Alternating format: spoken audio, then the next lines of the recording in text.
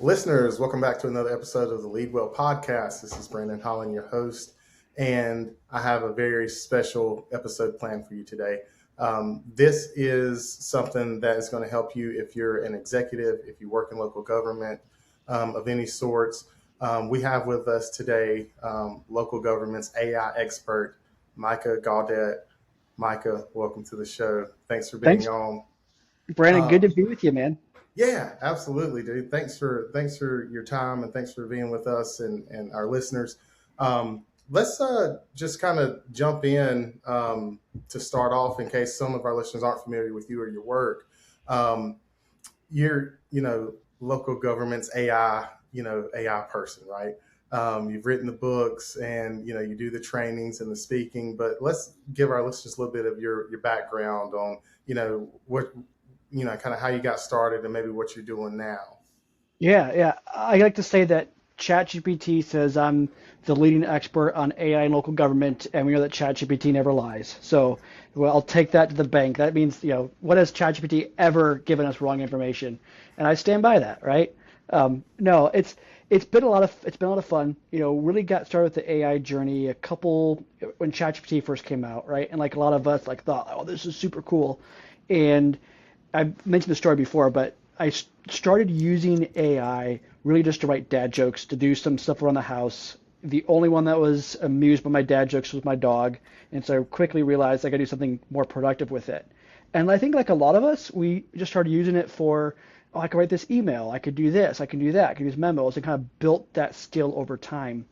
And really just in a way got lucky where I started talking about what I was learning on LinkedIn, did a couple of webinars on LinkedIn that got some real traction on them, and have been really supportive by local governments across the country to go and I talk about AI, I write about AI, do podcasts like this with the Leadwell podcast. I'll go and travel the country and talk about AI. So it's a lot of fun. I do that as a kind of a side hobby that pays for baseball season tickets is what I kind of use it for. And in my Okay.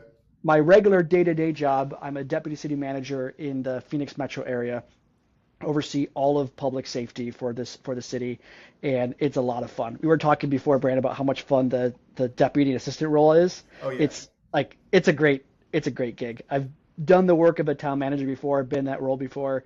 My utmost admiration and respect for those who are in those CAO roles. Uh, that's not for me.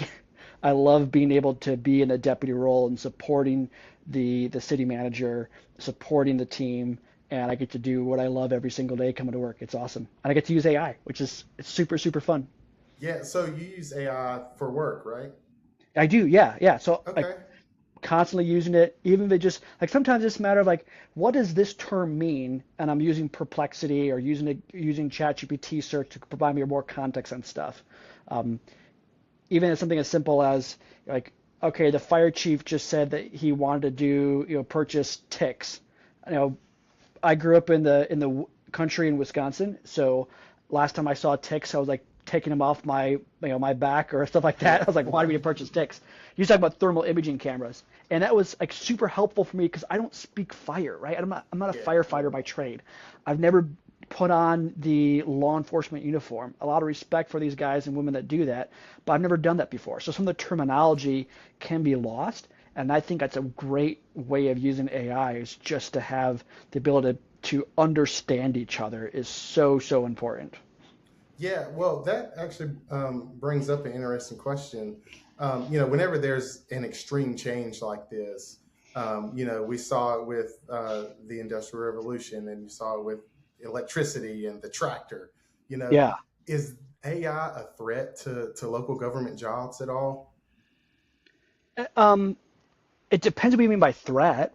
Like, will it impact jobs? I think yes. And the same like you mentioned, like the Industrial Revolution or the electricity. Like the example I like to give a lot is talking about this tool called Microsoft Word, right? Microsoft Yeah. Word came about in the 19 I think late 1980s, and it's at the point now where you could have the best person for a job. You could have just a stellar rock star candidate for like an admin assistant job, or even for a like job like you and I have in assistant deputy roles. Yeah.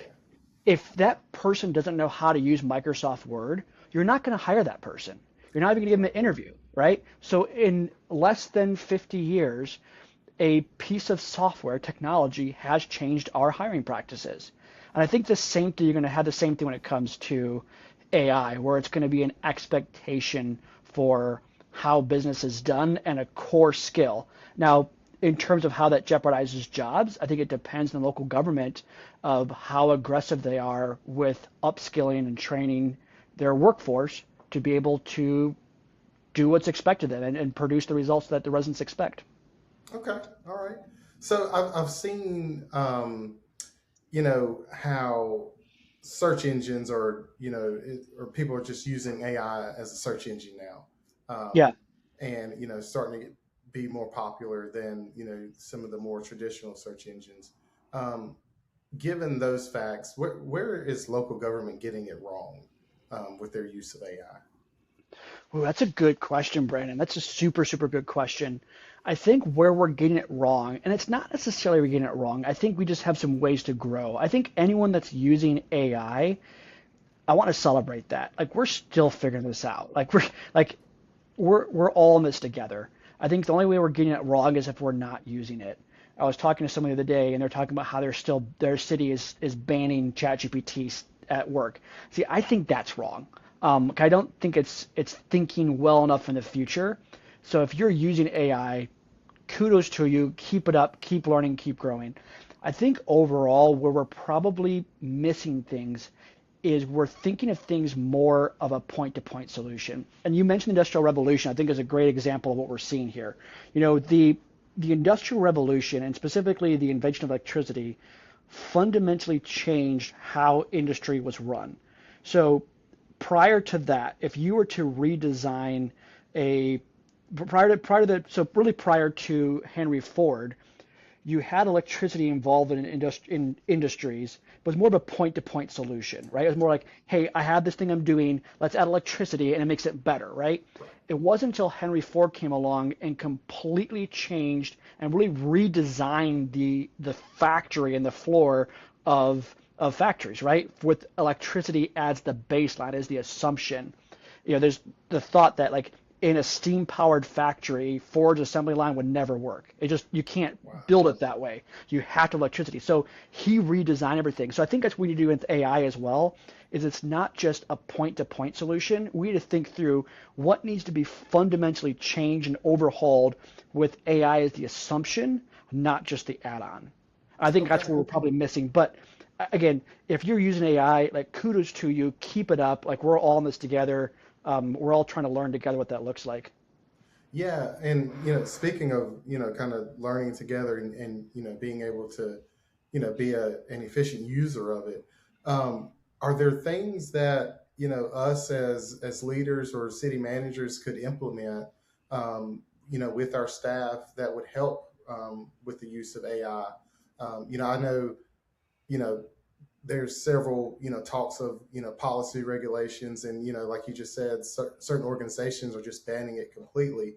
But if we are to use it, Mhm. what are some things that city managers could implement that would make the use effective?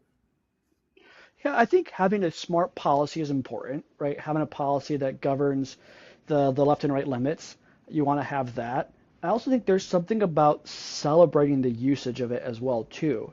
I think that's important because, you know, Brandon, I don't know if you have kids. I got an 11-year-old boy, and if I told him I got home, I told him, hey, dude, you may not have cookie and leave the cookies out. Like he's gonna go for the cookies, right? He's gonna wait to the last second. All I'm not day. looking at him, and he's gonna go get the cookies, right? So there's also kind of like that weird psychology of if you tell someone you can't use it, it's banned. It almost becomes like more attractive in a way. Yeah. So I think, and then it's harder to control, and then people do things that are unsafe, that can be dangerous, and can be unethical.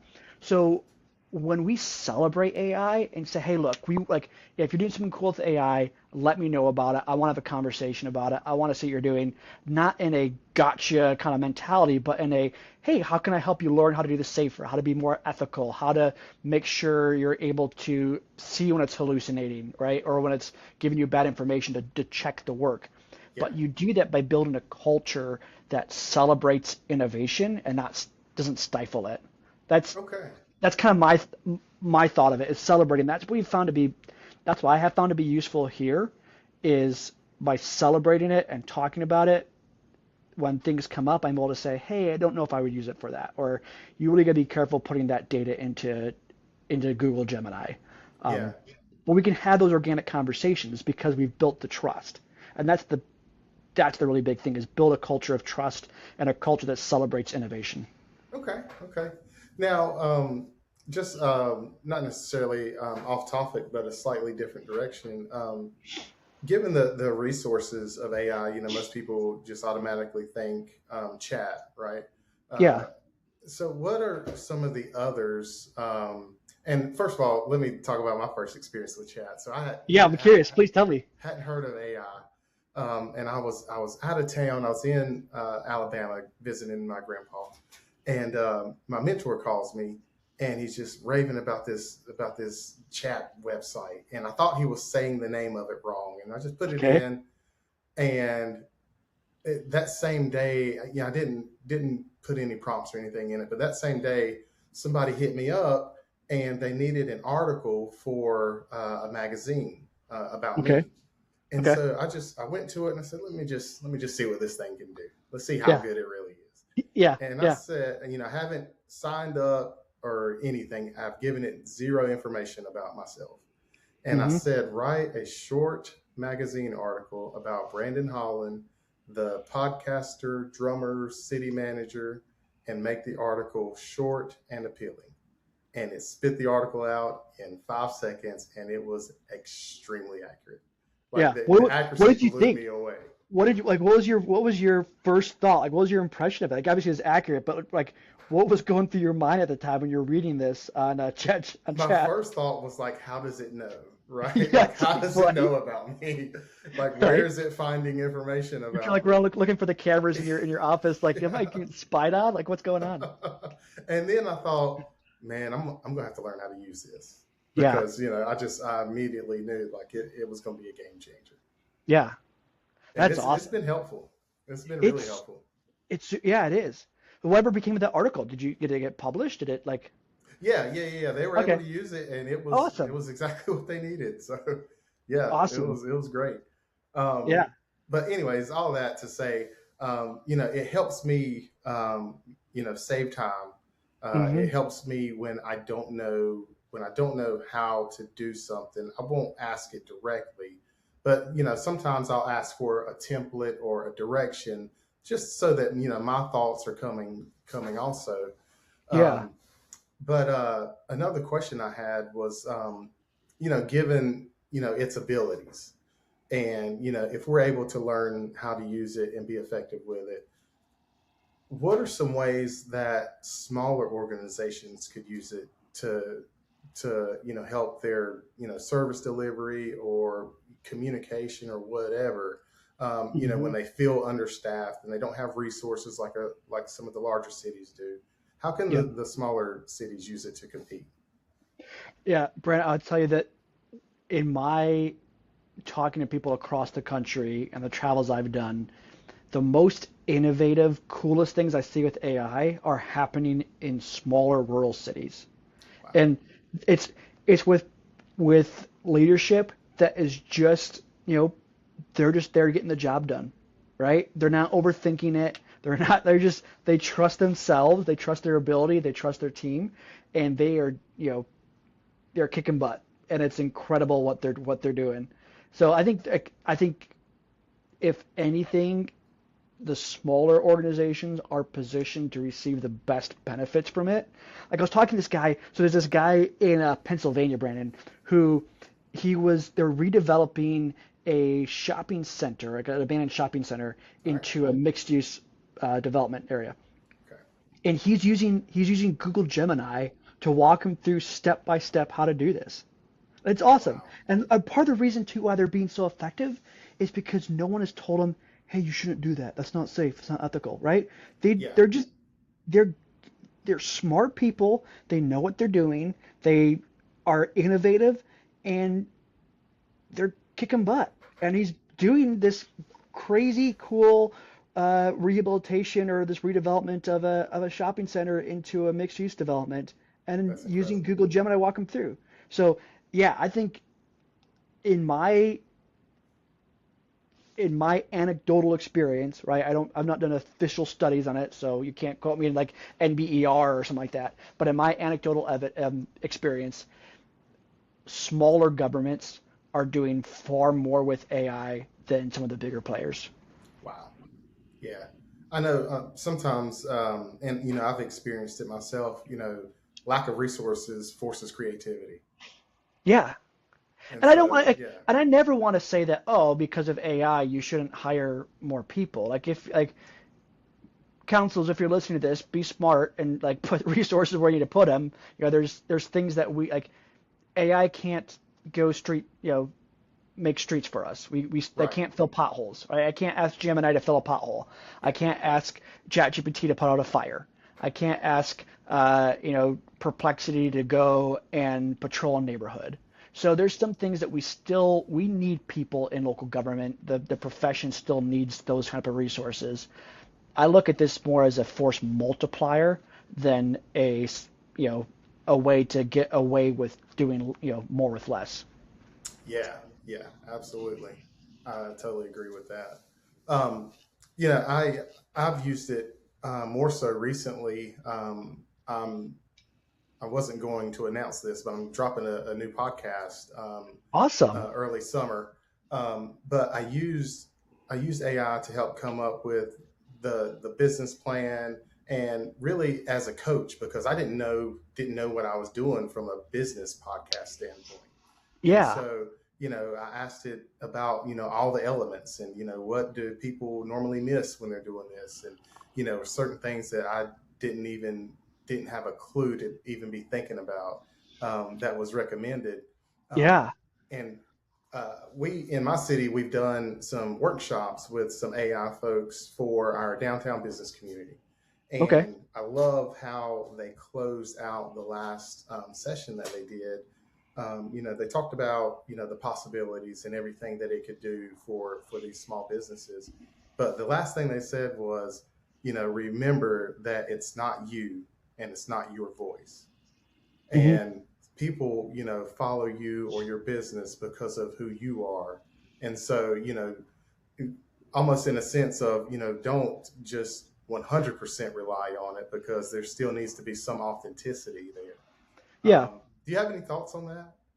I would say it's true to some point. Okay. Um, but I can promise you that there are AI generated influencers who probably have way more followers than any of those businesses combined. Oh yeah. Right? Like you view the stories about the AI. Like what was it the other day? Like some AI generated um, individual, like some kind of like model, an AI generated model who had like a multi-million-dollar deal or something like that. Just crazy, right? So like you have that. I think what people the when we talk about authenticity or talk about voice, Yeah. because these AI models, like you mentioned before, about like able to hey, who's Brandon Holland? And all of a sudden it spits out this entire thing. It's like, whoa, it's crazy. Yeah. It's getting better and better at being able to replicate your own voice. Like, for instance, Claude, incredible at that. I can take something I wrote myself and then say, okay, here's the format, here's the voice, write something entirely different, and it'll match the same style, same voice, same thing like that. So it's Wow. getting better and better at it. I think what people want is accountability, maybe more so than authenticity. It's to know that, hey, we stand behind this work. We stand behind this information. We know the information's true. We know it's accurate. We know it's a representation of us. And to own that more so than necessarily if it's an AI generated image or not. Like, and you think about this too, right? Think about some of your favorite movies. Um, you know, there are some great, I think a lot of us really like Toy Story 1. Toy Story 3, not so much, Oh yeah. right? But Toy Story 1 is a phenomenal movie. We can connect to it emotionally, almost in a spiritually way too. It's a great movie. It feels authentic. It feels real. It's 100% fake. It's 100% animation. That doesn't mean it's not authentic. Because Right. it's the story behind it and how you connect with the story more so than if it's real or authentic, right? So yeah, like Toy Story, very authentic. Yeah. Uh, what's the Polar Express one with I forgot who's the main actor in that one, but it's just a weird, creepy movie. I can't stand Polar Express. It feels weird, that kind of Yeah. uncanny valley area. So there's movies that you watch, even that are played by real people, that doesn't feel authentic, while an animation will feel extremely authentic. So that's something just to keep in mind. It's not necessarily about the the screen, if it's AI generated or not. It's more about the story and the message that's being said more than anything else. Ah, okay. All right. Awesome, man. Yeah. Well, dude, we're getting close to our time today, but I did want to open it up for you. Is there anything that you want to share to our listeners? Anything that you think is important that we haven't touched on as far as AI in local government? Um, I wanted to ask you, as a drummer, yeah. have you used AI anything with your musical abilities? Have you done anything with that at all? I'm curious from like a drummer's perspective. Are you doing anything with AI with that? Yeah, I have. Okay.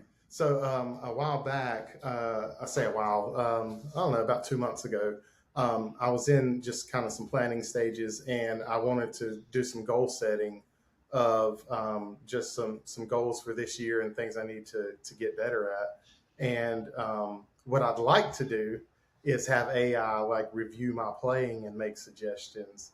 Oh, that'd be But cool. what I had it do was I had it make suggestions on given the current landscape of music, what are some of the most important skills to have, and then some basic ways to develop those skills, because once you start with the basics, everything else kind of falls into place. Yeah. It was one of Kobe Bryant's secrets. He Yep. always mastered the basics. Yeah. Yeah. That's a great, yeah. I love that. I was curious too, because I don't know if you're familiar with like there's a tool called Suno that like you can generate AI generated music, and it doesn't do a terrible job at it either. Like Wow. it sounds pretty legit. I got playing on that for a little bit. I need I've to check dabbled that as out. I've dabbled as a pianist for a long time. I joke that I use the Columbus method. I find a key and land on it. That's my that's my method of playing the piano. Um, but I think it's music is a great way. And I think one of the things too about like kind of the final thoughts here is leaning into the creativity, right? I don't think it's any accident that you being a drummer, and being a drummer is a creative instrument. You're using your musical creativity. That really leans well into using AI. I think the more creative you are, the more creative you're leaning into that creative ability, the more you're going to have more success with AI. Oh, And I, wow. if anyone's kind of like, hey, how do I start? Where do I go? What do I do from here? I would pick a topic. It doesn't have to be work related. Pick a topic that you are passionate about, right? Topic that you enjoy. I love baseball, right? I love watching baseball. I go to a bunch of baseball games. I love sports. And so when I'm learning or trying to learn a new AI skill, I'll do it in the context of baseball or sports. And part of the reason Okay. for that is because I know enough about the topic where when it's giving me bad information or giving me information from sources that I'm like, I don't like that source, then I can learn how to redirect it. I can see what's hallucinating. When it gives me information, I'm getting roadblocks after roadblocks because I enjoy the topic. I can push through that, and then it translates really well into areas of work. I can take that same Yeah. lesson, that same core concept, the same scaffolding, and apply it to my work. Right? I might not be as excited about baseball or excited about development impact fees as I am about baseball, Right. but this gives me the ability to kind of work through that structure, work through the highs and lows, work through the frustrations in a topic that I'm passionate about. And so that's what say that. Like start with something you're really passionate about, whatever that thing is, start there, and then build and build and build. Awesome. Okay. Dude, thank you so much for that. Yeah. That's super helpful. Okay. So before we go, how can our listeners catch up with you and some of the resources that you have available for AI? Yeah, thanks, Brandon. I'm pretty active on LinkedIn, so feel free to find me on there. I think I'm the only Micah Gaudet on there. If there's another one, I think it's maybe my old account that I had Okay. back, years and years ago. So, but no, I'm pretty active on LinkedIn, and yeah, you can follow me there. I've got a couple books like you mentioned in the on Amazon. One is called 1001 Prompts for Unlocking Generative AI in Local Government. So if you want to figure out like, hey, how do I prompt? What do I do? It's just 1001 prompts broken down by different functional areas of government, and here's how to like insert those prompts. Okay. A lot of our conversation today talked about AI from a leadership perspective, Yeah. which I think is super, super important. And